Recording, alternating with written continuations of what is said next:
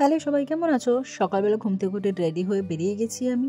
আর এই তো সুমন রয়েছে, মা রয়েছে, আর আমি বললাম একা একা দাঁড়ান, দেখতে থাকুন। তো মার সাথে আমি যাবো ডাক্তার দেখাতে, মানে মা ডাক্তার দেখাতে যাবে আর আমি মাকে নিয়ে যাবো। তো আমরা প্রথম বাসে উঠে গেছিলাম, ওখান থেকে নেমে গেলাম বারাসাত।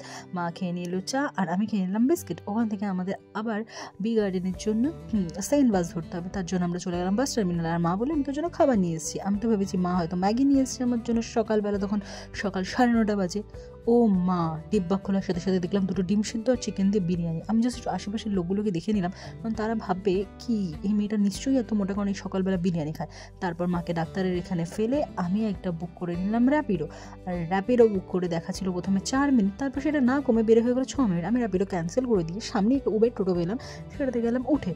আর উঠে আমি ওখান থেকে চলে গেলাম CC2-তে। CC2-তে গিয়ে দেখুন কি সুন্দর এখনই ক্রিসমাসের ডেকোরেশন হয়ে গেছে। আর আমি চলে আসলাম একটা লাক্সারি স্টোরে। এখানে এসে নিজেকে বড়লুকস লাগছিল। আর হাতের ব্যাগটা আমার একটা হৃৎপিণ্ডর আর্ধেক বেচে কিনতে হয়েছে আমার এই জিনিসও। যাই হোক, তারপর দেখুন এই যে আমি সেই মহাশয়ের বাইকে এখন অ্যাকচুয়ালি আমি ওখান থেকে আবার একটা র্যাপিডো বুক করেছিলাম, যেটা আমাকে নিয়ে গেছিলো এসপ্ল্যানেড নিউ মার্কেটে।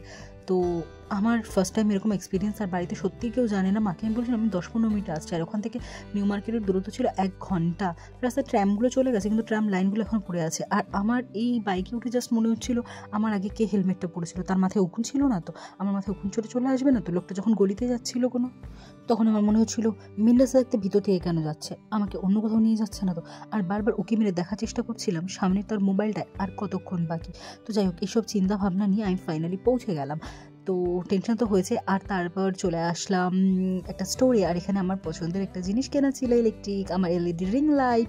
এটা একা একা কিনে আমার এই বড় এই রডটা, তার সাথে রিং লাইট, হাতে আমার আগের ব্যাগ, সব কিছু নিয়ে একটু চলে গেলাম এসপ্ল্যানেড মার্কেটের দিকে। কিন্তু যেহেতু বাড়িতে বলে আসিনি কাউকে, সুমন তো জানেই না এসব কাণ্ড কীর্তনের কথা। আর মা বারবার ফোন করছে, মাকে আমি বললাম, মা তখন অলরেডি ডাক্তার দেখানো হয়ে গেছে, মাকে বললাম মা তুমি বাড়ি চলে যাও, আমি একটা কাজে ফেসে গেছি। তো যাই হোক, 2-3টে ব্যাগ নিয়েই মেয়েরা এসেছি, কিছু না কিনবো এটা তো হয় না। আমি আবার রওনা দিয়ে দিলাম বাড়ির দিকে। কিন্তু এবার আমি রিস্ক নিতে পারিনি। আমি জাস্ট এই হাতেই সমস্ত জিনিস নিয়ে হাঁটতে পারছিলাম, তাই এবার কিপটামো ছেড়ে র্যাপিডো থেকে একটা ক্যাবই বুক করে নিয়েছিলাম, কারণ আসার সময় যে টেনশন বুকে নিয়ে এসেছি, ওই টেনশনটা নেওয়ার ক্ষমতা আমার মধ্যে আর ছিলই না। তো যাই হোক, ক্যাবে একটু হাত পা ছড়িয়ে রিল্যাক্সে বসেছিলাম। তো যাই হোক, একটু তো শান্তি ছিল মনে। আর এই যে আজকে এসেছি, সুমন আমাকে জানলে কখনোই আসো তুমি একা যাবে না।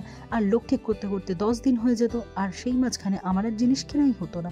তো বাইরের ওয়েদারটা হঠাৎই চেঞ্জ হয়ে গেল, দেখলাম বেশ বাইরে বৃষ্টি বৃষ্টি হচ্ছে, দেখে তো মনটা ভালো হয়ে গেল। ওইদিকে বাড়িতে গেলে কি হবে সেই টেনশনটা মাথায় ঘুরছিল।